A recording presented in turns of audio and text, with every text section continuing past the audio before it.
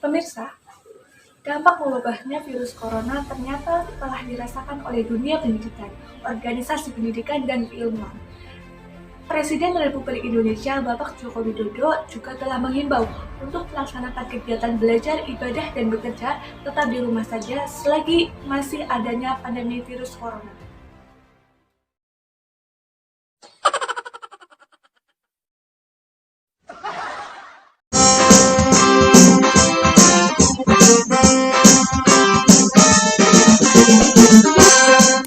Hai, apa kabar teman-teman?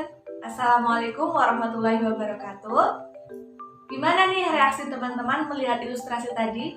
Ada yang tahu nggak? Sekolah online akan dilaksanakan sampai kapan sih? Tentunya kita sebagai seorang pelajar juga bertanya-tanya kapan sih sekolah offline itu akan dilaksanakan? Karena dengan adanya sekolah online ini kita memiliki banyak kendala, mulai dari jaringan kurang bersahabat, kuota kurang mewadahi, dan masih banyak. Namun dengan adanya hal tersebut, kita dapat menjadikan sebagai sebuah peluang, tergantung dari kita menyikapi hal tersebut.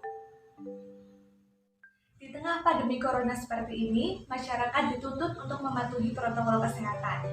Selain itu, yang tidak kalah penting adalah menjaga kewarasan mental.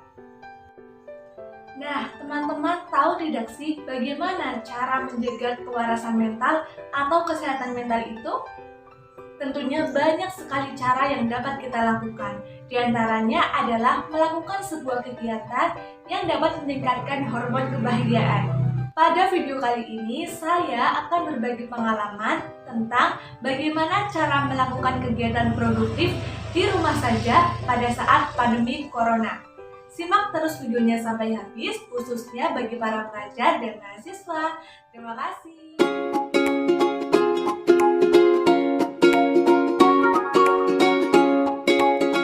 Wah, nggak kerasa nih, new semester sudah di depan mata. Apa aja yang udah disiapin? Apakah alat tulis baru, buku baru, tas baru, sepatu baru? Stop. Sebenarnya bukan itu, guys.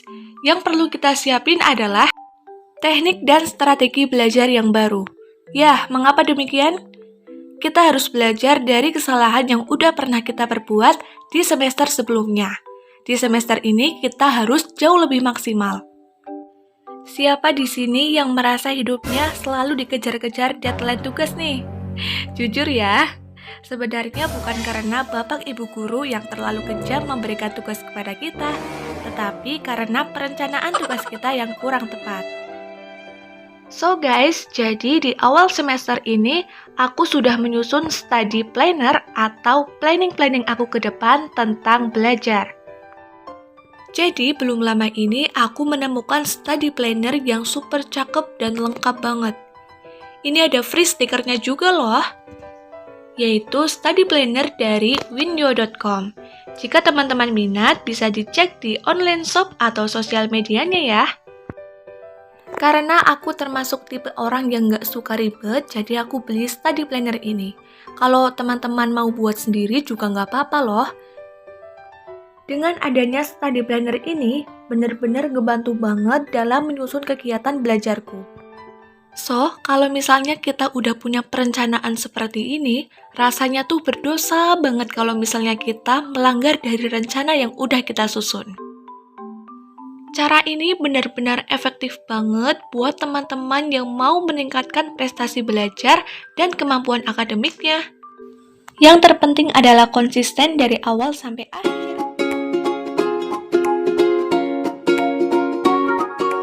Walaupun kebanyakan dari kita, terutama anak mudanya, pengennya itu rebahan terus di rumah selama masa karantina, sebenarnya tubuh kita butuh bergerak dan olahraga. Nah, di saat seperti ini, kita memang dituntut untuk terus menjaga imunitas tubuh, salah satunya dengan olahraga. Sebenarnya olahraga tidak perlu membutuhkan dana yang banyak seperti peralatan yang mewah atau pergi ke tempat gym. Titik keberhasilan dari sebuah olahraga yang konsisten dan penerapan pola hidup sehat adalah niat. Ya, betul sekali, niat yang paling utama. Olahraga yang dapat kita lakukan di rumah sebenarnya banyak macamnya ya. Seperti yang aku lakukan yaitu dengan menonton video dan mengikuti gerakan dari setiap video yang diputar. Selain olahraga, kita juga harus bisa menerapkan pola hidup sehat, mulai dari minum air putih minimal 8 gelas per hari, tidur yang cukup mulai dari 8 jam per malam, dan makan makanan yang bergizi agar dapat menjaga imunitas tubuh kita di tengah pandemi seperti ini.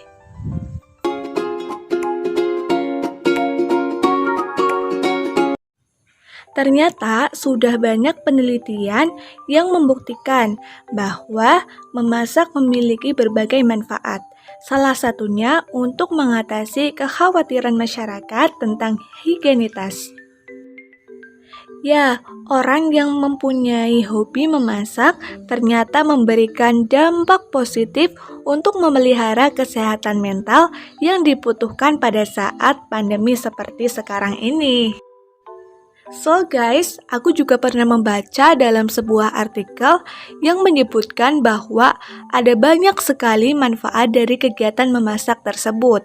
Di antaranya adalah dapat meningkatkan kreativitas diri. Selain itu, dapat memberikan kepuasan tersendiri bagi orang yang memasak dan dapat menghemat biaya dan meningkatkan kesehatan.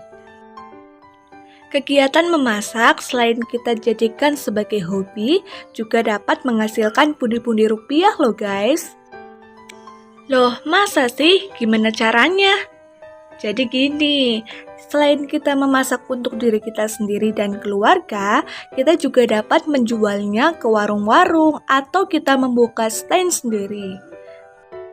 Selain itu, kita juga dapat memanfaatkan media sosial seperti Facebook, WhatsApp, atau YouTube dan TikTok yang sedang ngetren saat ini.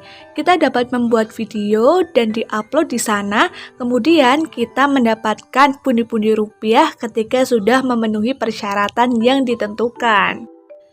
Aku juga termasuk orang yang ingin mencoba hal-hal baru. Jadi ketika ada peluang seperti ini, aku juga memanfaatkan dengan mengupload videoku di YouTube. Teman-teman bisa subscribe ya, dan jangan lupa tonton videonya. Ketika kita bisa menyelam sambil meminum air, mengapa hal tersebut tidak dilakukan? Ketika kita memiliki dua peluang yang cukup menguntungkan, kenapa kita hanya memilih satu? Coba deh renungin kata-kataku tadi dan action. Harus teman-teman tahu ya, bahwa dengan adanya penerapan aturan tetap di rumah saja akan menciptakan waktu luang yang cukup banyak dibandingkan sebelumnya loh. Tidak sedikit orang yang mulai menemukan hobi baru di masa pandemi ini, seperti kegiatan berkebun. Ya, betul sekali. Aku juga termasuk orang yang baru-baru ini mulai menyukai kegiatan berkebun. Sebenarnya, keinginan itu sudah ada sejak lama, namun baru sempat terrealisasikan akhir-akhir ini.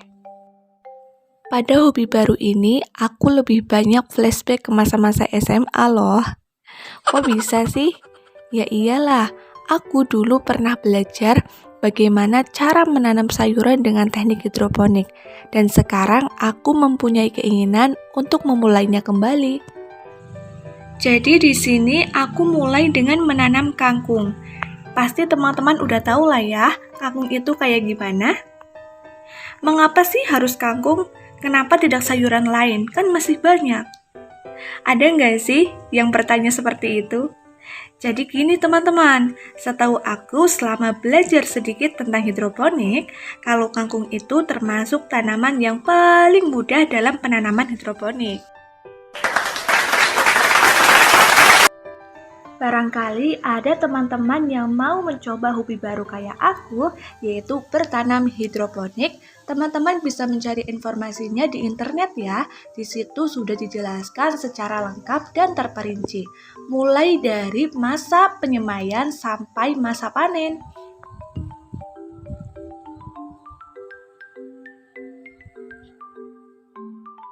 Berkebun merupakan hobi yang sangat efektif di masa pandemi ini. Dengan berkebun, kita akan merasa lebih bahagia karena dapat berinteraksi langsung dengan alam. Bahkan ketika kita berinteraksi dengan tanah, dapat melepaskan serotonin yang ada di otak kita. Bakteri yang terdapat di tanah juga dapat meningkatkan daya tahan tubuh kita, sehingga tidak gampang sakit.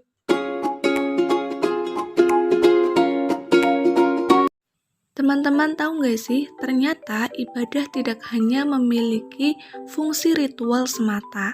Selain sebagai suatu kewajiban, kebutuhan, dan sarana membangun koneksi dengan Sang Pencipta.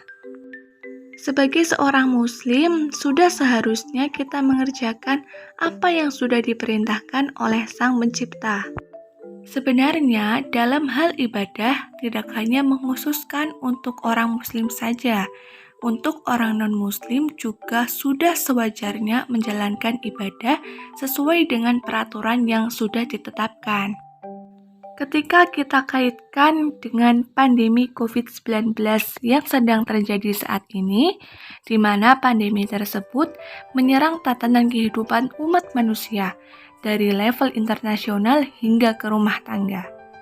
Dan kemunculannya menyerang siapa saja yang dapat terjangkiti, tanpa memandang negara, agama, suku, kesolehan, ataupun strata sosial lainnya.